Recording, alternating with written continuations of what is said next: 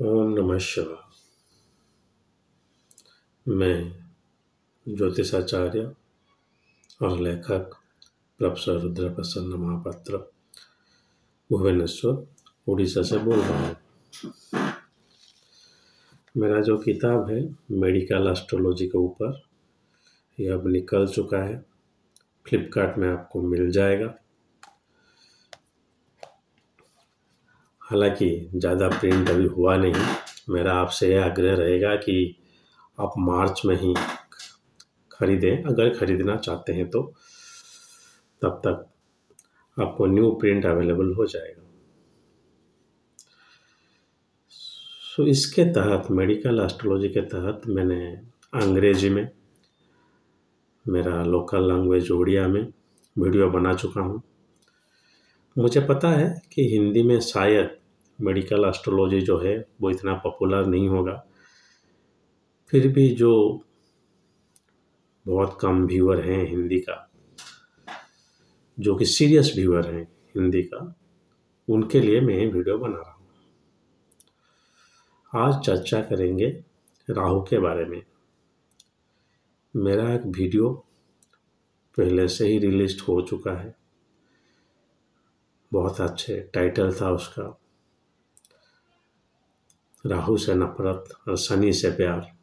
आपको याद ही होगा। वो सेम प्रिंसिपल यहाँ पे भी लगता है। मैंने शनि के ऊपर जो मेडिकल एस्ट्रोलॉजी वीडियो है वो बना चुका हूँ। आज जो राहु के ऊपर मैं आपको बताने वाला हूँ कि राहु आपका जातक में अगर खराब है तो वो क्या रोग आपको दे सकता है।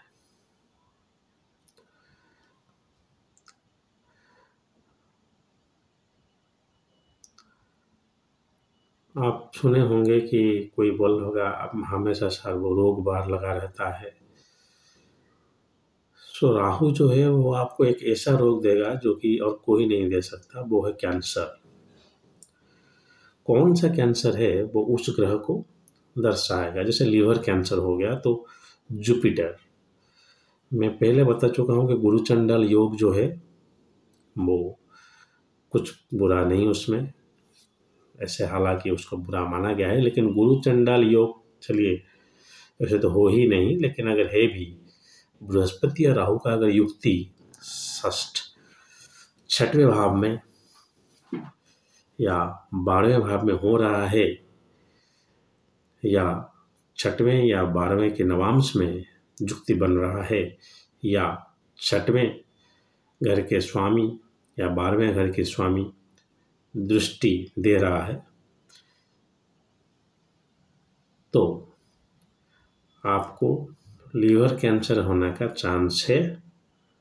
यहाँ पे दोनों ग्रह राहु और जुपिटर पीड़ित होना चाहिए। राहु और बृहस्पति दोनों पीड़ित होना चाहिए। ब्लड कैंसर जो सोकल अंगारक दोष हैं, तो उनका ब्लड कैंसर, मार्स और राहु, वहाँ पे अगर चंद्रमा भी खराब हो और द्वादश भाव का नवांश में वो गए हैं, जातक का जो इम्यूनिटी है सूर्य वो भी खराब हो, तो जाकर कैंसर दे सकता है।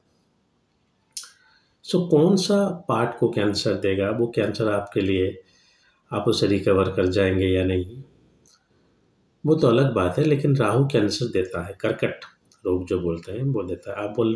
आप लोग सुने होंगे सर मेरा भाई हमेशा गुटखा खाता है लेकिन उसको कैंसर नहीं हुआ, लेकिन मैं बस 3 साल स्मोकिंग किया, उसके बाद मुझे कैंसर हो गया। यही होता है डिफरेंस।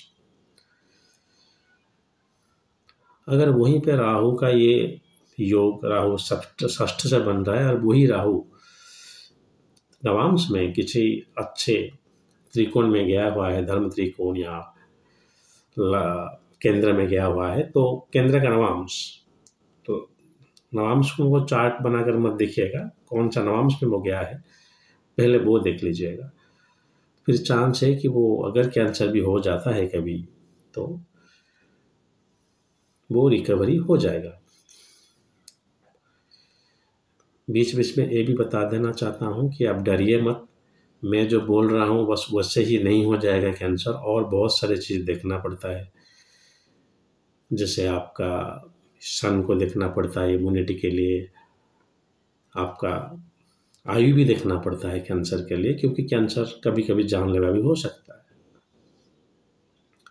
तो वो सब देखने के बाद कैंसर का प्रेडिक्शन किया जा सकता है। लेकिन अगर कैंसर का बात उठ रहा है तो कोई ग्रह है जो इसके साथ इसका कारक है कर्कट का, तो वो राहु है। वो मैं बता रहा हूँ, मैं आपको बिल्कुल डरा नहीं रहा हूँ। आपका भले ही अंगारक योग हो, आपका भला ही हो, तथाकथित अंगारक योग, तथाकथित गुरु चंडाल योग हो, तो हो सकता है कि आपको अच्छा धन प्राप्ति हो जाए, आपका अच्छा स्थान का प्राप्ति हो जाए, क्या बोलते हैं जमीन का प्राप्ति हो जाए। हाँ, होता है, क्योंकि राहु जो है वो आपको सडन देता है और मंगल जो है जमीन है, तो सडन मिल सकता है। अगर द्वितीय भाव में ये हो रहा है या एकादश भाव में बृहस्पति और राहु है, तो आपका सडन फाइनेंशियल गेन हो सकता है। तो कोई ऐसे योग या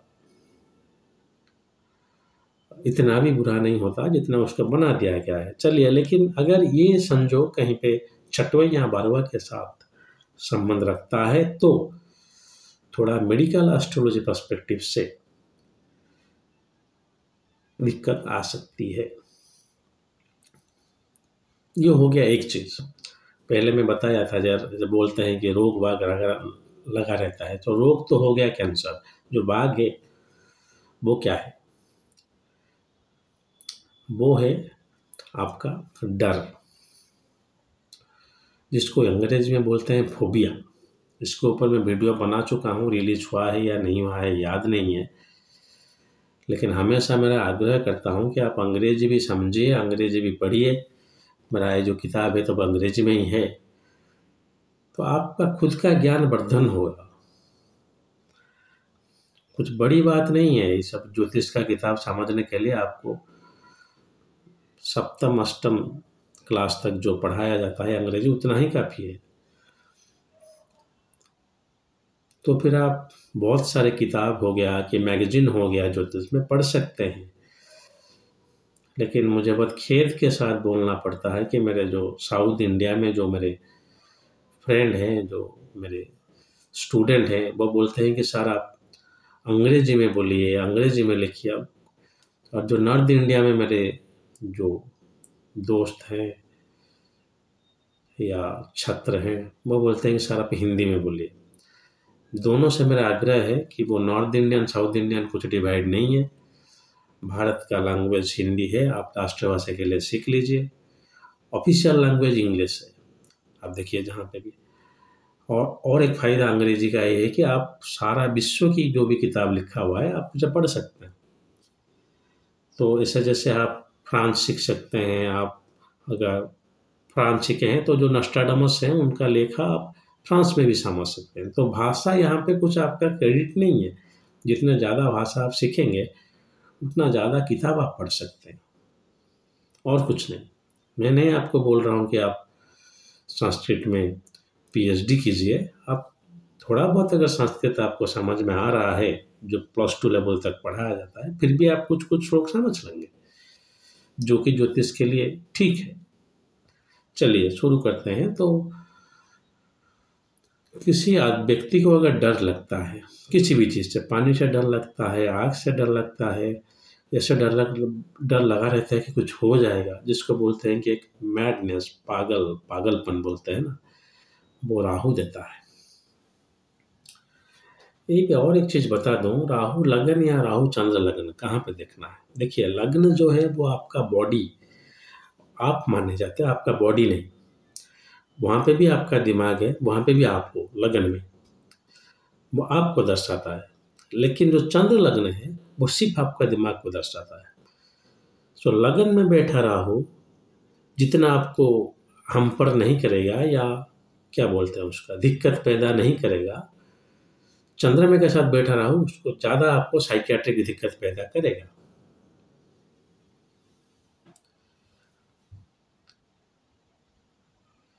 इसीलिए चंद्रमा राहु का योग अच्छा नहीं माना गया है।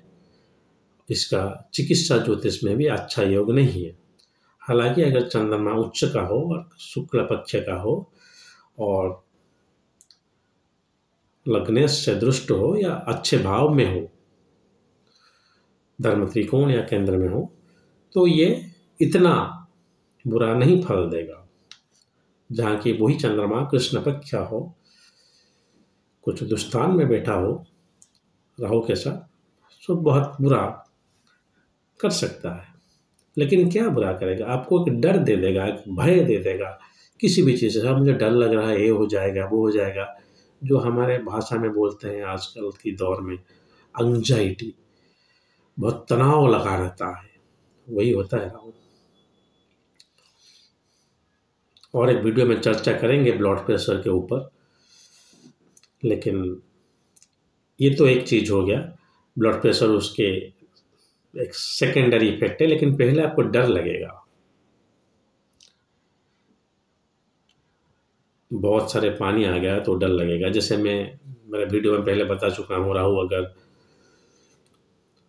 जल तत्व की राशि में है तो ऐसा हो सकता है कि आपको पानी से डर लगे, हो सकता है। आप देखिए, मेडिकल एस्ट्रोलॉजी बहुत सारा रिसर्च डिमांड करता है, हमारा शास्त्रों में इतना लिखा नहीं गया है।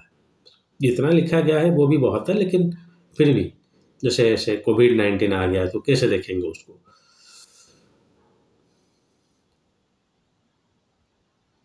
सो जो फोबिया है, जो डर का आपका मेंटल सेटअप, वो राहु आपको देता है। हालांकि राहु आपका आउट ऑफ बॉक्स थिंकिंग भी देता है, वो अलग बात है, लेकिन कभी कभी चंद्रमा के साथ युक्त होकर अगर गलत भाव में बैठ गया है और षष्ठ या द्वादश भाव के नवांश में है, या उसका जो स्वामी है उससे दृष्ट है, हो सकता है कि आपको सीरियस साइकियाट्रिक प्रॉब्लम हो जाए और आप उसके लिए दवाई लेना शुरू कर दें। तो ये दोनों जो है वो मुख्यतः और मेन कॉज राहु का ही है। ये राहु आपको एक डर सा पैदा कर देगा। प्लेसमेंट देखना पड़ेगा कहाँ पे बैठा हुआ है। और कर्क रोग का कारक राहु है। फिर बता दे रहा हूँ, मेरा ये कोई उद्देश्य नहीं कि आप डर जाएं। रिपीट करता हूँ, मेरा ये कोई उद्देश्य नहीं कि आप डर जाएं राहु से। ये मेरे वीडियो सुनने के बाद आपको कोई बोल रहा है राहु ऐसे कर दिया, वो कर दिया, आप डर जाएं, बिल्कुल मत डरिए। आज मैं पढ़ रहा था एक मैगजीन, प्लैनेट्स एंड फोरकास्ट, जहाँ पे मैं लिखता हूँ, वहाँ में भावार्थ रत्नाकर के ऊपर एक अच्छा शोध किया गया है कि लिखा गया है, अगर राहु केंद्र या त्रिकोणश्च राहु, केंद्र या त्रिकोण में अगर राहु बैठा हुआ है तो उसकी दशा में यह राजयोग का फल देगा। तो इतना पावरफुल, जो कि आप हमारा ये आप लघु पराशरी उठा लीजिए या जातक चंद्रिका उठा लीजिए, उसमें लिखा हुआ है कि केंद्र या त्रिकोण, यहाँ पे धर्म त्रिकोण को ही लीजिए, आप मोक्ष त्रिकोण मत लीजिएगा। हालांकि त्रिकोण का मतलब लोग 1, 5, 9 को समझते हैं, लेकिन ये धर्म त्रिकोण है। अर्थ त्रिकोण, काम त्रिकोण एंड फाइनली मोक्ष त्रिकोण भी है। तो धर्म त्रिकोण में अगर है तो ये राजयोग है। सो डरिए मत, मेरा बस आपको जानकारी प्रदान करने के लिए ये बोल रहा हूँ। अगर किसी के साथ बुरा हो रहा है, भगवान ना करे, तो जैसे ऐसे जानलेवा बीमारी, तो वो राहु आपको दे सकता है। आपको बहुत सारे जातक में वो देखना पड़ेगा। चलिए, पावर कट भी हो गया, तो आज के लिए इतना ही। अगर महादेव ने चाहा तो और एक वीडियो के साथ बहुत जल्द आपके सम्मुख उपस्थित होऊंगा। आज के लिए आज्ञा दीजिए। ओम नमः शिवाय।